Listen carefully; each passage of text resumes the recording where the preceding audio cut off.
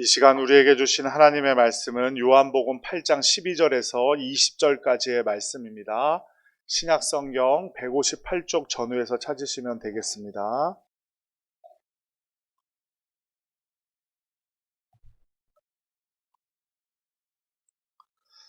요한복음 8장 12절에서 20절까지의 말씀, 신약성경 158쪽 전후에서 찾으시면 되겠습니다.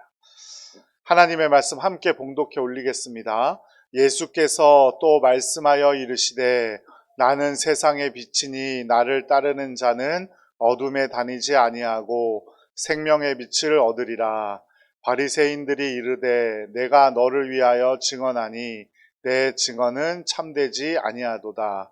예수께서 대답하여 이르시되 내가 나를 위하여 증언하여도 내 증언이 참되니 나는 내가 어디서 오며 어디로 가는 것을 알거니와 너희는 내가 어디서 오며 어디로 가는 것을 알지 못하느니라. 너희는 육체를 따라 판단하나 나는 아무도 판단하지 아니하노라. 만일 내가 판단하여도 내 판단이 참되니 이는 내가 혼자 있는 것이 아니요 나를 보내시니가 나와 함께 계심이라. 너희 율법에도 두 사람의 증언이 참되다 기록되었으니 내가 나를 위하여 증언하는 자가 되고 나를 보내신 아버지도 나를 위하여 증언하시느니라. 이에 그들이 묻되 내 아버지가 어디 있느냐? 예수께서 대답하시되 너희는 나를 알지 못하고 내 아버지도 알지 못하는도다. 나를 알았더면 내 아버지도 알았으리라.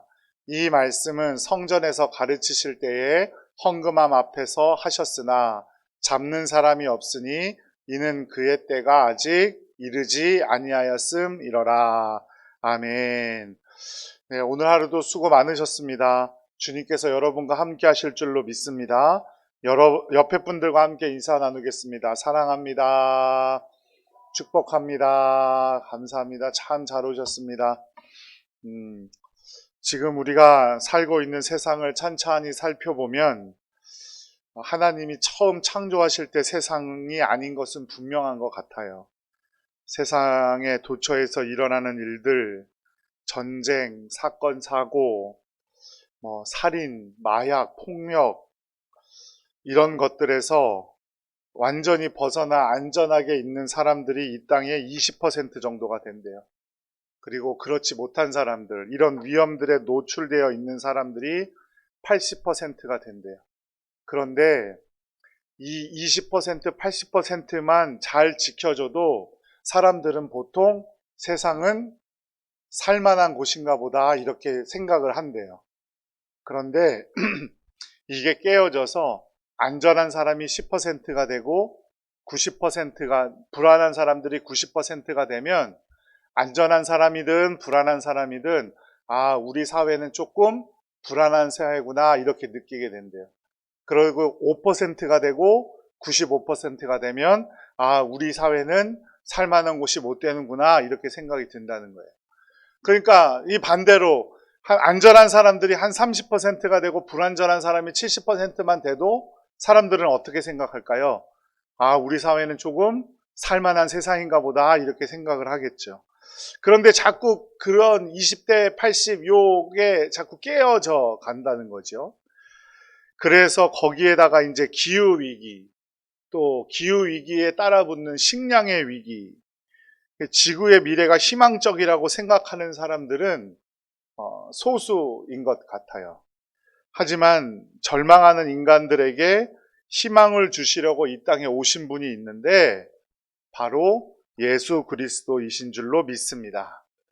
지구에 희망이 없으니까 우주로 나가야겠다. 그래서 우주 발사전들 발명하고 우주에 나가서 살 국리를 하는 사람들이 우리의 희망이 아니라 우리 예수 그리스도가 우리의 희망이신 줄로 믿습니다.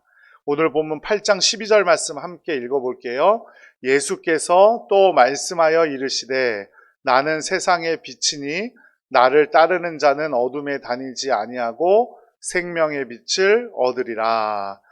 어둠과 절망의 소식들이 이 땅에서만 있는 게 아니에요. 어느 시대든지 어둠과 절망의 소식은 넘치기 마련이죠. 2000년 전 예수님 당시도 마찬가지고 지금도 마찬가지.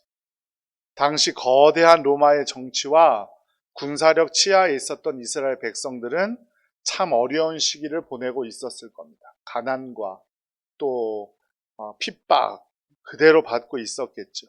이에 대해서 예수님은 나는 세상의 빛이다 라고 하시면서 희망의 메시지를 전해주십니다. 예수님은 현실의 암울함으로 인해서 미래의 희망마저 잃어버린 사람들에게 나는 세상의 빛이다. 나를 따르는 사람은 생명의 빛을 얻을 것이다 라고 말씀하셨습니다. 오늘 말씀 요한복음 8장 12절을 통해서 우리는 세 가지 사실을 알 수가 있는데, 첫째는 세상이 어둠으로 가득하다는 것입니다. 아담과 이브의 타락 이후 세상은 사탄의 지배 아래 들어갔죠. 인류는 죄와 번영으로 말미암아서 바벨탑과 홍수의 심판을 받았습니다.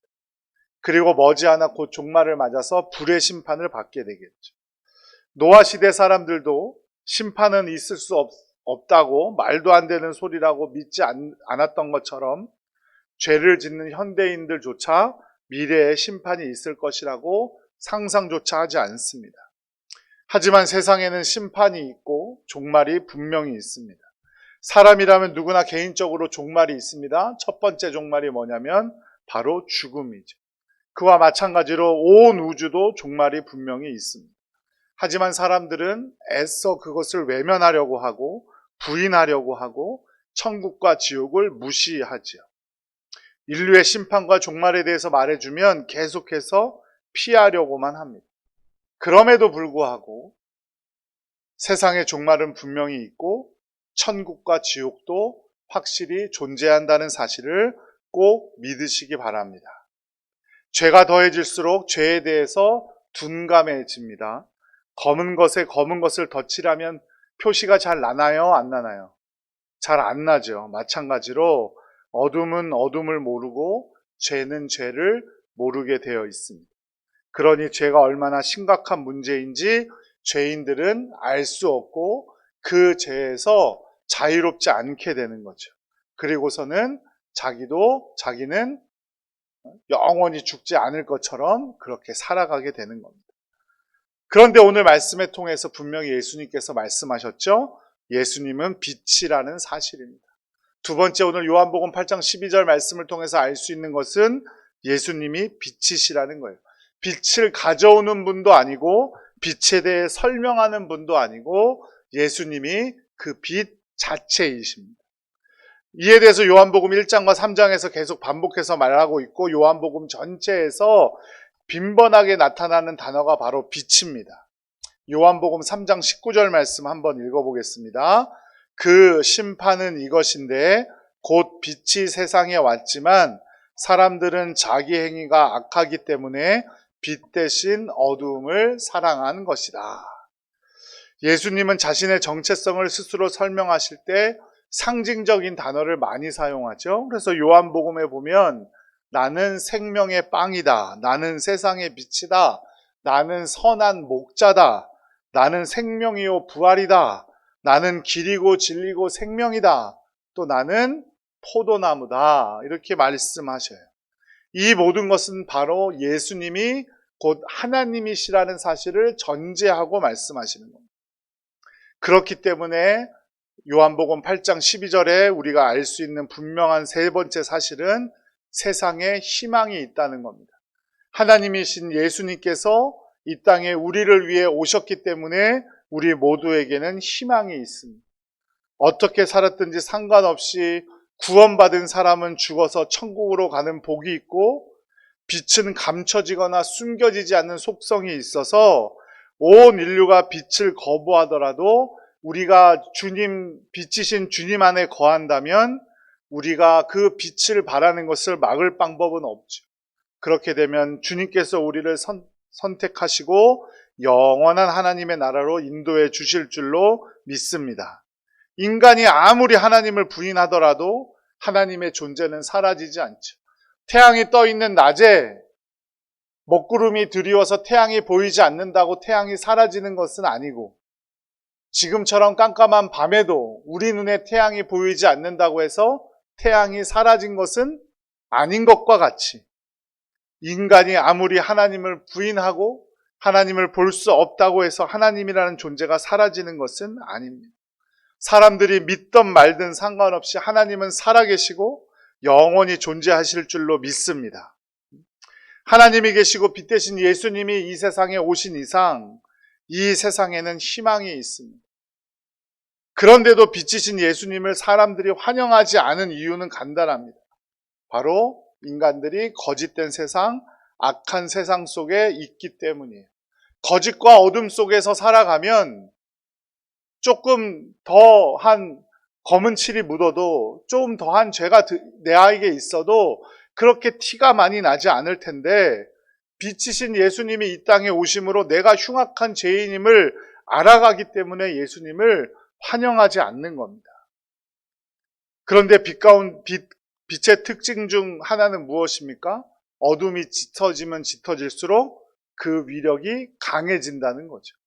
지금 우리 이렇게 밝게 있으니까 여기다가 촛불 하나 켜놔도 그 촛불의 위력을 알 수 없지만 이 본당의 불을 저 방송실에서 다 끄고 나면 그 촛불의 위력이 얼마나 큰 것인지를 우리는 알게 될 겁니다. 그리고 빛은 바늘구멍만한 한 틈이라도 뚫고 들어오게 되어 있기 마련입니다. 그렇기 때문에 우리는 빛의 위력 가운데 놓여 있는 거죠. 그럼에도 불구하고 빛을 계속 밀어내려고 합니다. 왜냐하면 밝아지면 밝아질수록 내 죄가 더 잘 보이기 때문이죠. 빛이신 예수님은 우리의 내면 세계까지도 비치실 수 있는 분입니다. 그래서 다시는 어둠에 다니지 않게 하고 생명의 빛을 비추러 오셨다고 말씀하셨죠. 세상을 한마디로 정의하자면 어둠이라면 우리 주님은 빛이신 줄로 믿습니다. 그래서 이 땅에서는 빛의 자녀들과 어둠의 자녀들이 함께 뒤섞여 살아가고 있습니다. 어둠의 자녀들은 세상의 방식대로 세상의 곳곳에서 돈과 권력을 취하고 있죠. 하지만 이전에는 어떤 사람이었는지 상관없이 예수 그리스도를 따르는 자들은 빛의 자녀로 어둠과 상관없는 삶을 살아가야 합니다. 하지만 어둠은 빛을 거부하기 때문에 어둠의 자녀들도 이 땅에 공존하죠. 그리고 끝까지 빛을 거부하려고 할 겁니다. 자신의 어둠을 감추기 위해 빛을 제거하려고까지 할 거예요. 그게 무슨 사건입니까? 예수님 당시 유대인들이 예수님을 십자가에 못 박아 죽인 사건입니다. 하지만 예수님은 3일 만에 부활하심으로 어둠의 계력들을 모두 막아주셨죠. 그래서 어둠의 자녀들은 예수님을 공격할 수 없다는 사실을 알기 때문에 이 어둠의 세력들은 누구를 공격합니까? 빛의 자녀들을 공격하는 겁니다. 우리를 공격하는 거예요. 하지만 이 빛은 어느 누구도 당할 수 없어서 빛이신 예수님을 제대로 중심에 모시고 사는 사람은 어둠에 넘어지지 않고 가정이 변화되고 직장이 변화되고 인간관계가 변화되고 모든 면에서 변화되게 됩니다. 그것이 바로 구원이고 이 사람들은 생명의 복을 누리게 될 줄로 믿습니다. 하나님께서 천지를 창조하실 때 제일 먼저 하신 말씀이 뭐예요? 뭐 보고 있으라 그랬어요? 빛이 있으라 말씀하셨어요. 빛은 창조의 시작이고 원리인 줄로 믿습니다. 빛을 통해서 모든 생명이 시작되었어요. 하나님의 말씀을 가르쳐 생명의 말씀이라고 하는 까닭은 말씀에 하나님의 생명이 그대로 있기 때문이고 빛이 있으라 하시니 빛이 있으라 하시니라는 말씀은 빛 속에 하나님의 생명이 있다는 뜻이. 빛은 생명이고 죽음과 반대되는 것이죠. 생명은 살아있고 성장합니다. 그래서 하나님께서는 예수님을 통해 인간에게 생명을 접붙여 주심으로써 영원으로 인도하시는 거죠. 사람들에게 예수님을 통해 생명에 접붙여 주심으로 영원으로 인도해 주신 것입니다. 이것이 바로 구원이죠. 사람 안에 예수 그리스도를 통해 빛을 비추어 주심으로 모든 내 마음 가운데 어둠을 쫓아내 주시고 생명의 빛을 통해서 죄악도 질병도 상처도 깨끗이 치유하여 주시는 것이 바로 빛의 역사고 생명의 역사인 줄로 믿으시기 바랍니다. 그래서 빛이신 예수님을 믿고 따르면 그 생명의 빛이 우리 안에 들어와 우리에게 많은 복을 내려 주실 줄로 믿습니다. 우리는 어둠에 있지 않게 되고 내면 세계에 숨겨져 있는 모든 어둠이 빛을 발하게 됩니다. 오늘 본문 전에 요한복음 8장 12절 이전의 이야기가 8장에 담겨져 있는 이야기가 무엇이냐면 간음하다 잡혀온 여자 이야기입니다. 마지막에 예수님께서 그녀를 용서해 주시면서 이런 말을 남기세요. 8장 11절 함께 읽겠습니다. 대답하되 주여 없나이다. 예수께서 이르시되 나도 너를 정죄하지 아니하노니 가서 다시는 죄를 범하지 말라 하시니라. 다시는 죄를 짓지 말라라는 말씀이 무슨 말씀이에요? 오늘 말씀으로 바꿔보자면 어둠 가운데 살아라, 빛 가운데 살아라. 빛 가운데 살아가라 이 말이죠. 어둠의 세상으로 다시는 돌아가지 말라는 뜻입니다. 이처럼 우리가 빛 대신 예수님을 영접하여 보이지 않는 우리의 마음 깊숙한 곳까지 그 빛으로 비추어 다시는 죄를 짓지 말라고 살아가라는 말씀이에요. 우리는 그러면 영원한 생명을 얻게 될 줄로 믿습니다. 그런데도 예수님 당시 유대인들은, 특히 바리새파 사람들은 예수님의 말씀을 받아들이지 않았어요. 요한복음 8장 13절 말씀 함께 읽겠습니다. 바리새인들이 이르되 내가 너를 위하여 증언하니 내 증언은 참되지 아니하도다. 바리새인들이 예수님 보고 네 말이 지금 참되지가 않다, 네 말이 거짓이다 이렇게 말하는 거예요. 이에 대해서 예수님은 네 가지로 대답을 하세요. 내가 옳은 이유에 대해서 네 가지로 말씀을 하시는데 요한복음 8장 14절 함께 읽겠습니다. 예수께서 대답하여 이르시되 내가 나를 위하여 증언하여도 내 증언이 참되니 나는 내가 어디서 오며 어디로 가는 것을 알거니와 너희는 내가 어디서 오며 어디로 가는 것을 알지 못하느니라. 예수님께 뭐가 있다는 거예요? 영적인 진리가 있다는 사실. 너희는 내가 어디서 와서 어디로 가는지 알지 못하지만 나는 알고 있고, 그 영적인 진리를 너희는 모르지만 나는 알고 있다. 그러므로 내 말은 참된 것이다. 나의 말이 빛이다. 이 말씀하고 계신 것이죠. 두 번째, 사람들은 육체를 따라 판단하기 때문에 예수님의 증거가 옳다는 것을 깨닫지 못한다는 거예요. 요한복음 8장 15절 함께 읽겠습니다. 너희는 육체를 따라 판단하나 나는 아무도 판단하지 아니하노라. 육체를 따라 판단한다. 육체를 따라 판단하는 건 어떤 의미입니까? 죄악 가운데 판단한다 이 말이죠.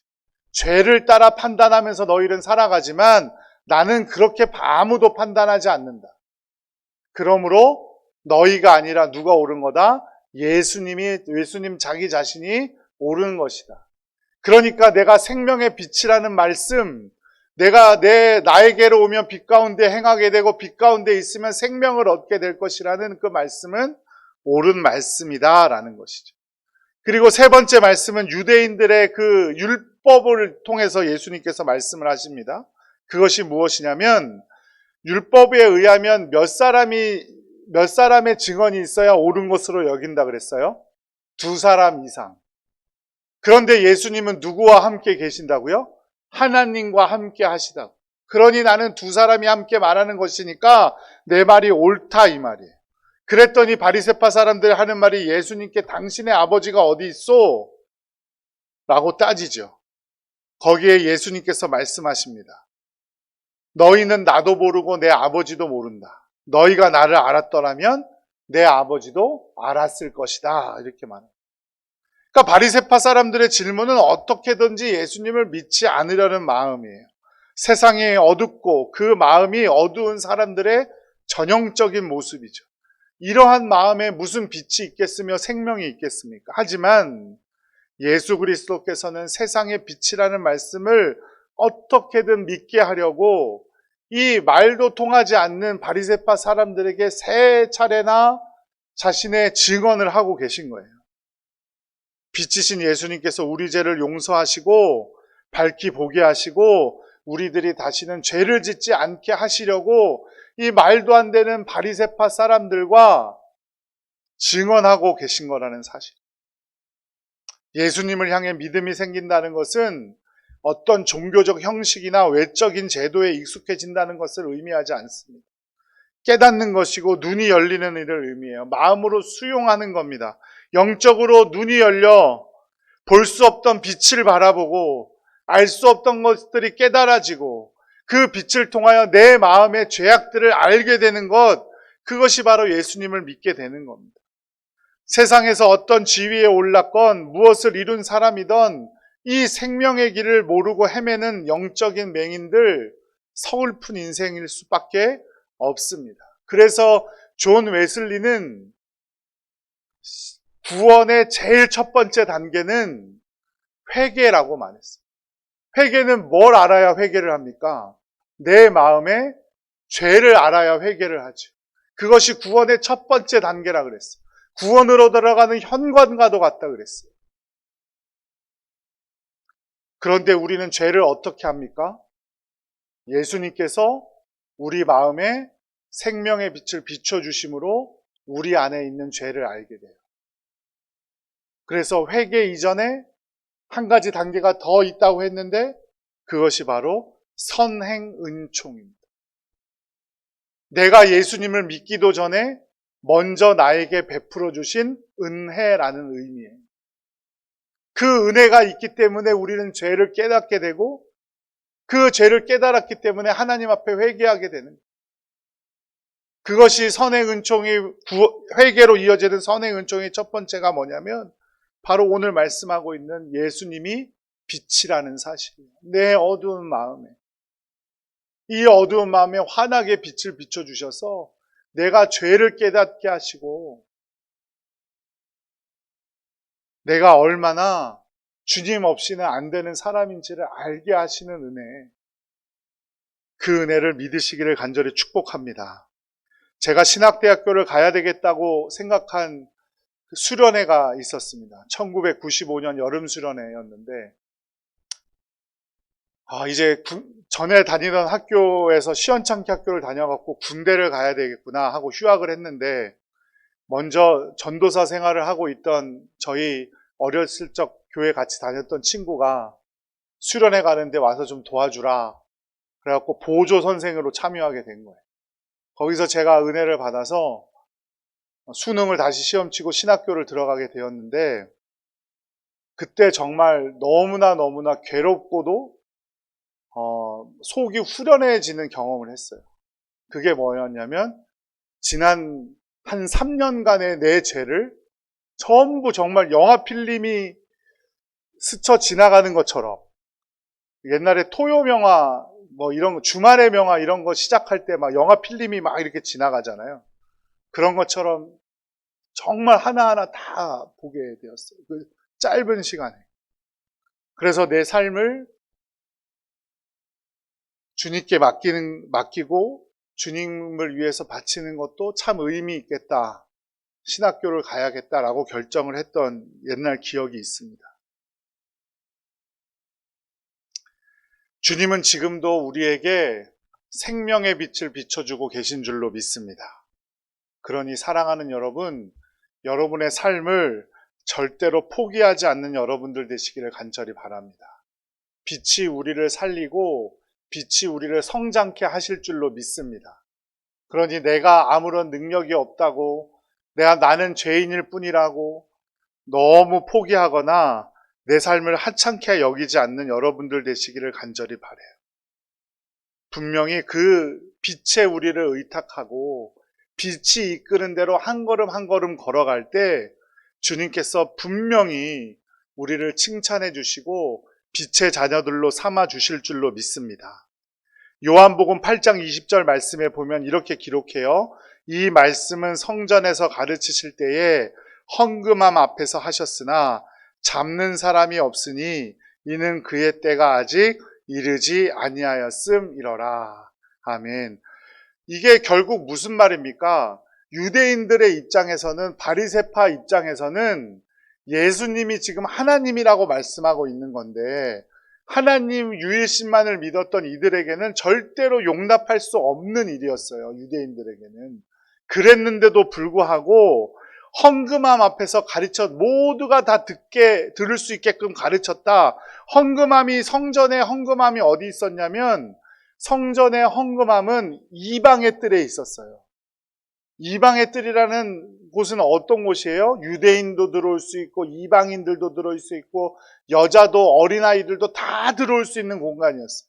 그 공간에서 성전에서 내가 바로 하나님이라고 가르치고 있는데도 유대인들은 예수님을 잡아갈 수가 없는 거예요. 그 이유는 예수님의 때가 이르지 않았기 때문이라고 기록되어져 있죠. 바로 어린 양으로 예수님이 바쳐질 때가 아니라는 사실. 빛의 삶을 사는 것은 하나님의 때를 따라가는 삶이라는 것을 예수님께서 우리에게 보여주시는 거예요. 아무리 똑똑한 척하고 모든 것을 다 아는 것처럼 행동했던 바리새인들도 결국 예수님의 시간에 맞추어 행동하고 있잖아요. 예수님을 죽이려고 했던 유대인들도 결국 예수님의 시간에 맞추어서 다 행동하고 있는 거예요. 예수님을 믿지 않던 바리새파 사람들이 예수님의 시간에 맞추어 행동하고 있지만 그것도 깨닫지 못하고 있는 겁니다. 사랑하는 여러분, 우리가 빛을 따라 선택하며 살아가면 세상은 우리를 환영하지 않을 수 있습니다. 하지만 우리가 빛을 선택할 때 하나님은 자신의 때를 따라 우리를 분명히 인도하시고 그 빛을 따라 걷는 빛의 자녀들로 삼아주실 줄로 믿습니다. 그리고 우리를 지켜주실 겁니다.